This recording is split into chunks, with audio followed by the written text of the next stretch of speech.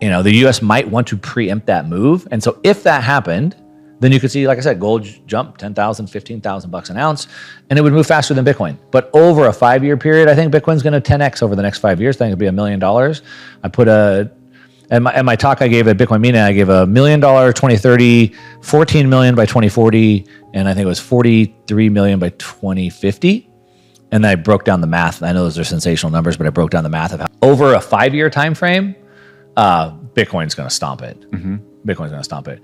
In a short-term time frame, gold could outperform. And the outlier specifically for gold, maybe it goes from 3,000 to 5,000 over the next couple of years. That'd be a massive move.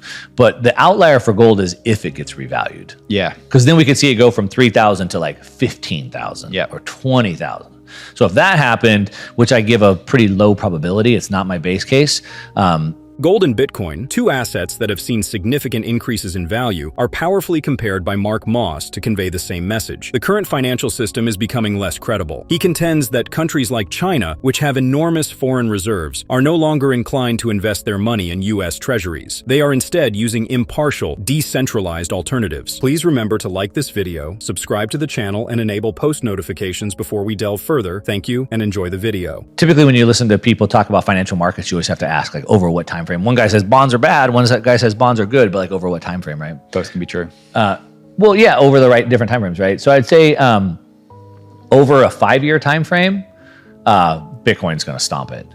Bitcoin's going to stomp it. In a short-term time frame, gold could outperform. And the outlier specifically for gold, maybe it goes from 3,000 to 5,000 over the next couple of years. That'd be a massive move.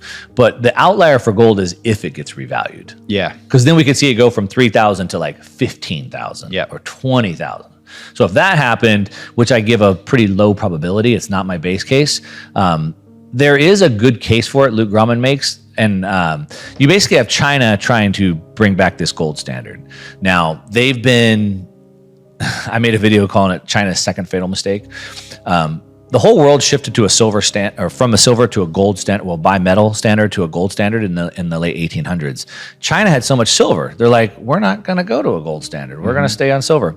And because of that, they lost their position in the world. Their purchasing power dropped by 30%. They eventually capitulated and moved over. And now what they've done is for the last 100 years try to get back, and they've been acquiring gold. They've been the largest importer of gold. They allow all these nations to go mine gold in China, but if you mine it in China, you have to sell it back to China. And there's no real clear numbers of how much gold they own. Some people say they may have as much as 30,000 tons versus the U.S. like about 8, right? Wow. But as they've been trying to get back to gold, now the world's switching. The U.S. is now, we'll go to Bitcoin. Yeah. And they don't want to go to Bitcoin. They want to stay on gold. But back to the point is, they've been pushing gold. There's been a lot of rumors for years about them trying to launch a gold-backed currency, maybe gold-backed CBDC. They're allowing gold to be converted on their Shanghai exchange.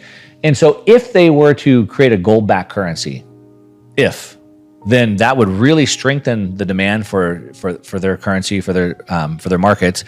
And the U.S. could suffer from that. So would the U.S. want to move first? And that's the game theory. And so that's sort of Luke Grumman's case, I believe. And, the U.S. might want to preempt that move. And so if that happened, then you could see, like I said, gold jump 10,000, 15,000 bucks an ounce, and it would move faster than Bitcoin. But over a 5-year period, I think Bitcoin's going to 10x over the next 5 years. I think it'll be $1 million. I put in my talk I gave at Bitcoin Mina, I gave $1 million 2030, 14 million by 2040, and I think it was 43 million by 2050. And I broke down the math. I know those are sensational numbers, but I broke down the math of how it wasn't in one day gold added an entire market cap of Bitcoin though. Like they're big moves. Sure, because it's a giant market, right? I think it certainly is, and what it is, it goes back to where we started, which is these revolutions. And so as the world's breaking apart, as the monetary system is breaking apart, as Russia's getting their bank account seized, the world's looking for other options. And so you have that on top of what's happening in the United States, making the U.S. Treasury less, desirable. Less desirable is a good way to put it. So it's pushing gold. Yeah. And so everyone is seeing sort of the writing on the wall. The monetary system is changing, and we should probably be buying gold. We want to put less into U.S. Treasuries. And so where are you going to put it, right? When you're a nation with billions of dollars or hundreds of billions of dollars, where do you put that? And so gold is certainly catching a bid. I think finally Finally. Like it took off in 2020 when, whatever the Fed printed about $11 trillion. Gold took off, and then it took off for about a year, and then it just stalled out and kind of crashed back down, did nothing. And so now it's finally taking off. But I think it really represents the end of this inside money back to the equities and the treasuries and going back to more of like this decentralized form of money and no counterparty risk. So gold is that money, decentralized, no counterparty risk. And then, of course, Bitcoin is that decentralized counterparty risk. Mark Moss talks on the political aspects of this financial change, especially the potential influence of leadership. He discusses the first term of former President Trump and makes predictions on what may occur if Trump were to retake office, particularly with reference to the direction of the Federal Reserve. According to Moss, Trump may use political pressure and calculated strategies to persuade Jerome Powell to leave, or perhaps compel his departure without necessarily resorting to the judicial system. Although there is disagreement about whether such acts are lawful, Moss sees them as a component of the broader changes taking place in the financial system. Don't forget to subscribe and hit the bell icon to stay updated on our latest videos. We'd love to hear your thoughts in the comments. Now let's dive back into the interview. I think gold, I made a tweet thread yesterday, I think, or day before, and I talked about how gold and Bitcoin both going up are screaming something. So the US dollar, those are going up, and what is it screaming? And it's basically screaming that the world sees this system changing. And for Trump and Bessent, they've been pretty open about that. They want less money coming back into the U.S. and even less money into the stock indexes, unfortunately, for some people. But it's pushing them into this decentralized money. And it's funny because they want less money going into, like, they've made it quite clear that they don't want like Chinese money going into the NASDAQ, right? Yeah. But they definitely want it going into treasuries, and that's not really happening either.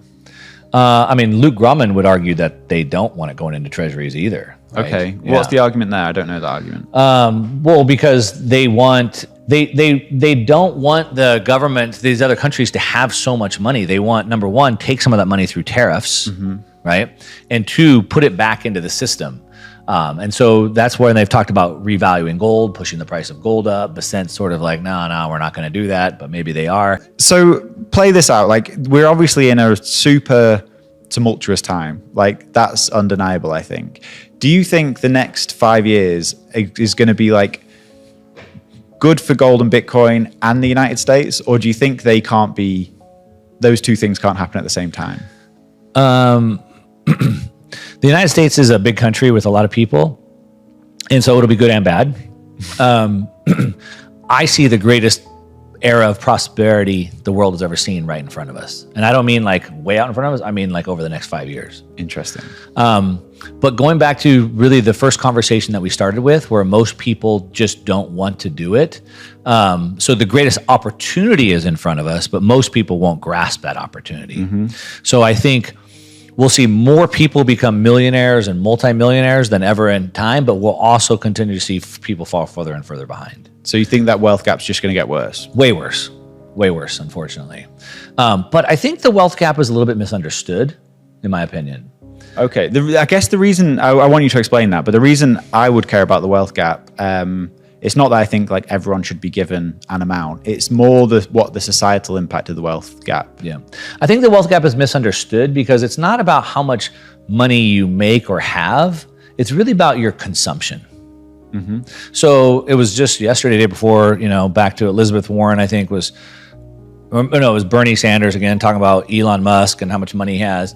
He doesn't have the money. The guy's broke. Like, he lives in a $50,000 house that's 1,200 square feet with plastic furniture. He owns equity in companies that is worth a lot of money. It's not cash in his bank. He's like cash poor. So it's not about income or net worth. It's about consumption. So what do I mean by that? Elon Musk, Jeff Bezos, whatever. Jeff Bezos has a flat screen TV. I have a flat screen TV. The guy on welfare has a flat screen TV. Jeff Bezos has a smartphone where he can watch YouTube. The guy on welfare has a smartphone that he can watch YouTube. Like, Jeff Bezos can fly around the world. Anyone in America can fly around the world. He has access to healthcare. So does everyone else has access to healthcare. Now, he has more TVs. And better access to healthcare. Theoretically, yeah. He has more cars than I have. I have one car. He has a bunch. I have a couple houses, but most people have one house. Or they have a house to live in. He's got a couple houses. But like, we all have a house. We all have a flat screen TV. We all have a smartphone that we can watch YouTube and learn anything and meet anybody right here. We all have access to travel. We all have access to healthcare. Like, so it's like, rather than think, well, he's worth 50 billion and I'm only worth, 100,000. It's like, but what is the standard of living? How many cars can you drive at one time? One, right? How many TVs can you watch at one time? Like one, right? So I just think we should look at it a little bit differently from that perspective, number one.